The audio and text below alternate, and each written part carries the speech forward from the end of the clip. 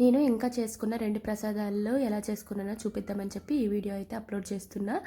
Next చేసుకున్న 2 ప్రసాదాలు పెసరపప్పు పాయసం అండ్ పులిహోర. ఇవి నా వే ఆఫ్ స్టైల్‌లో ఎలా చేశానో నేనైతే ఈ వీడియోలో మీకు చూపిస్తున్నా. ఫస్ట్ అయితే పెసరపప్పు పాయసం, దీనికైతే నేను 1/2 కప్పు పప్పు, 1/2 కప్పు బియ్యం తీసేసుకున్నా.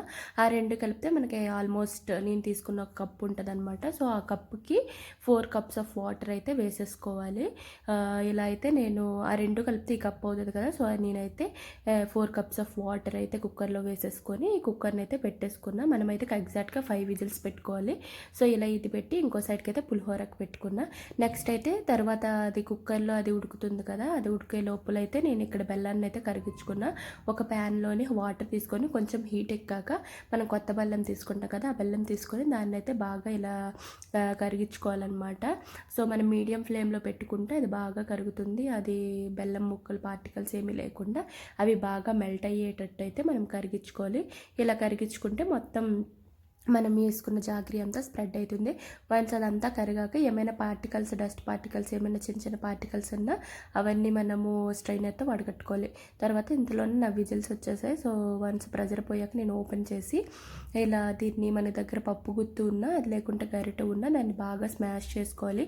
నేనైతే ఈ వీడియోలో చూపిస్తున్నా కదా, అలా స్మాష్ చేసేసుకుంటే మనకు దగ్గరగా ఉంటుంది. తర్వాత మనం స్ట్రైనర్లో వడగట్టుకున్న ఈ బెల్లపు వాటర్ని అయితే మళ్ళీ ప్యాన్లో వేసేసుకొని కాసేపు కలుపుకోవాలి.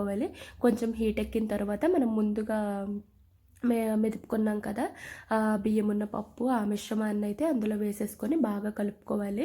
కొంచెం మీడియం ఫ్లేమ్లో పెట్టుకొని దాన్ని అయితే బాగా కలుపుకోవాలి.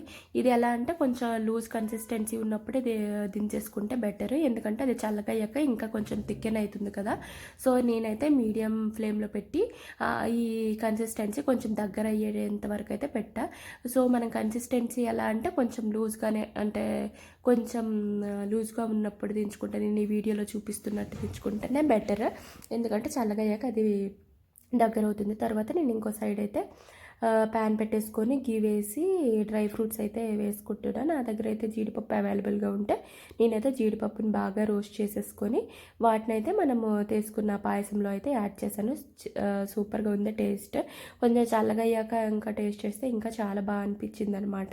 నేనైతే కొంచెం దేవుడి కోసం ఒక సైడ్కి, ఇందులోకి నార్మల్గా ఒక సైడ్కి సర్వింగ్ బౌల్లో వేసేసుకున్నా. సో పెసరపప్పు పాయసం అయితే రెడీ అయిపోయింది. చాలా టేస్ట్గా ఉంది. మీ దగ్గర ఇంకా కిస్మిస్, ఇంకా వేరే డ్రై ఫ్రూట్స్ ఉన్నాయి, అవి కూడా యాడ్ చేసుకోండి. అవి ఇంకా టేస్ట్ని ఎన్హాన్స్ అయితే చేస్తాయి. నేను ఫస్ట్ టైం చేశాను కానీ చాలా బాగా కుదిరింది. మీలో ఎవరైనా ట్రై చేయాలనుకున్నా కంపల్సరీగా ఈ పెసరపప్పు పాయసాన్ని ట్రై చేయండి. మనం దేవుడిగా యూజ్ చేయడానికి అవుతుంది, మనం వేరేగా తినాలనుకున్నా కూడా తినడానికి చాలా బాగుంటుంది అనమాట. సో మీరు కంపల్సరీగా ట్రై చేయండి. తర్వాత అయితే నేను పులిహోరకు రెడీ చేసుకుని, పులిహోరకు అందరికీ తెలిసిందే కదా, వన్స్ నేనైతే రైస్ అయితే పెట్టేసుకున్నా. తర్వాత తాలింపు కోసం ఇవన్నీ ఆయిల్ హీట్ ఎక్కాక ఆవాలు, శనగపప్పు, పల్లీలు, పచ్చిమిర్చి, అల్లం అన్నీ వేసేసి అయితే నేను దాన్ని బాగా ఫ్రై చేసుకున్నా. ఫ్రై చేసుకొని ఈ ఫ్రై అయ్యే తర్వాత అయితే చింతపండు రసానికి కూడా నేను ముందుగానే నానపెట్టేసుకున్నా. అది తీసి అది గుజ్జులా పిండేసుకున్నా. తర్వాత దాన్ని కూడా బాగా మరగపెట్టుకున్నాను. సో మీ అందరికీ తెలిసిన ప్రాసెసే కదా, దీన్నైతే నేను వాయిస్ ఓవర్ ఇవ్వట్లేదు. సో నాకు కొంచెం హెల్త్ బాగాలేదు, అందుకే వాయిస్ ఇలా వస్తుంది. So don't mind. ఇంకా వీడియోస్ లేట్ అయిపోతున్నాయి కదా అని చెప్పేసి అయితే నేనైతే వాయిస్ ఓవర్ ఇచ్చేస్తున్నా. సో మీకు నా వీడియోస్ నచ్చినట్టయితే please like, share and subscribe to Sumamani YouTube channel. నేనైతే ఇది 3rd వీడియోనే. సో మీకు ఎలాంటి టైప్ ఆఫ్ వీడియోస్ కావాలో నాకు కమెంట్ చేయండి. మీకు ఎవరికైనా ఇంట్రెస్ట్ ఉంటే నేను అలాంటి టైప్ ఆఫ్ వీడియోస్ అయితే చేస్తాను. మీకు ఎలాంటి టైప్స్ ఆఫ్ వీడియోస్ మీరు నా నుంచి కోరుకుంటున్నారో కంపల్సరీగా కమెంట్ చేయండి. నేనైతే అవే వీడియోస్ని అయితే చేస్తాను. అండ్ నేనైతే షార్ట్స్ అప్లోడ్ చేస్తున్నాను. మీరు ఎవరైనా ఫాలో అవ్వకపోతే కంపల్సరీగా నా షార్ట్స్ చూడండి. మీకు నచ్చితే please like, share and subscribe to Sumamani YouTube channel. ఏదో చెప్పాం కదా, ఎలా అయితే చింతపండు గుజ్జుని తీసేసుకొని ఇందులో నేను ఉప్పు అండ్ పసుపు కలిపేసుకొని దాన్ని అయితే చక్కగా దగ్గరకు వచ్చేంత వరకు అయితే మరగపెట్టుకున్నాను. ఇలా మరగపెట్టుకుంటే అది వన్స్ దగ్గర అయ్యాక అయితే చాలా బాగా అనిపిస్తుంది అనమాట. వన్స్ అది అయ్యాక నేను ముందుగా చేసుకున్న తాలింపుని చింతపండు గుజ్జుని వేసేసుకొని ఇలా కలిపేసుకుంటే పులిహోర రెడీ అయిపోతుంది. నేను చేసిన 3 ప్రసాదాలు బాగా వచ్చాయి. ఇదే నా ఉగాది యొక్క లాస్ట్ వీడియో. ఇంకా నేనైతే రేపటి నుంచి కొత్త వీడియోస్తో మీ ముందుకు వస్తాను.